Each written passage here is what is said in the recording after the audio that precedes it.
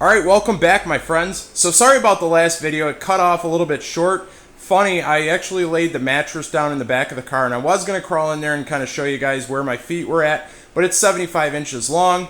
My thumb accidentally hit the stop button, which is kind of funny. It actually hit my shutter button on the side, or my multi-use button, whatever they call it. And then I went and shot another video and it had my front-facing camera on the entire time.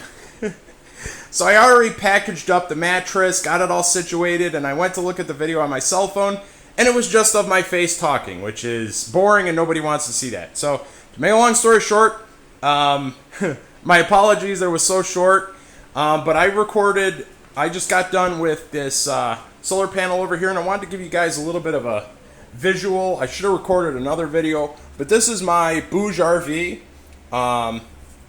bifacial solar panel.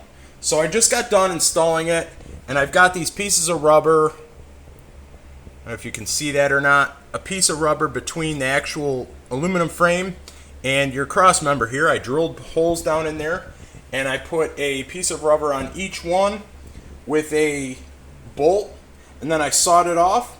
Now, I'm not to the point of putting this in my vehicle yet, but again, in my last video, or my video before that, I talked about the location of my solar generator, and I don't know why they call it a solar generator. It's like basically a big battery, but anyway, to make a long story short, I'm thinking right now I might locate it to the back, just because it's going to be easier for when I put in my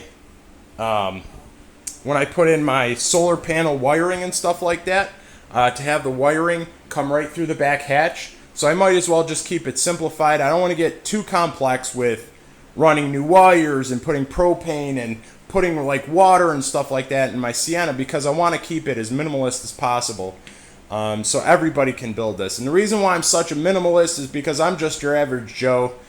You know, I'm not somebody who's a corporate figure or something like that that's made 6-7 figures or something like that, or a corporate icon that's made all this money that can afford to go out and buy a brand new Sprinter van. This channel is just for your average person that, you know, makes an okay income, but they can deck out, you know, just a Toyota Sienna pretty simply. So anyway, I just wanted to let you know that's where I'm at with this. I got it all mounted and set up. I'm waiting right now for the cord to be in the mail. It should be here any day now. And I'm only going to run this in the summertime. I might run it in the wintertime, but I highly doubt it, because I don't want to subject my solar generator or my solar panel to the winters we get here, around here, in the snow belt. So yeah, but to make a long story short, this is coming along perfectly. I want to get some sort of bike rack, and I thought about getting a bike rack for the back with like an e-bike or something like that would be kind of neat, but I don't know if I can mount a bike rack to this or not. I highly doubt it. So yeah, I got my vehicle going in for undercoating here soon. We talked a little bit about this.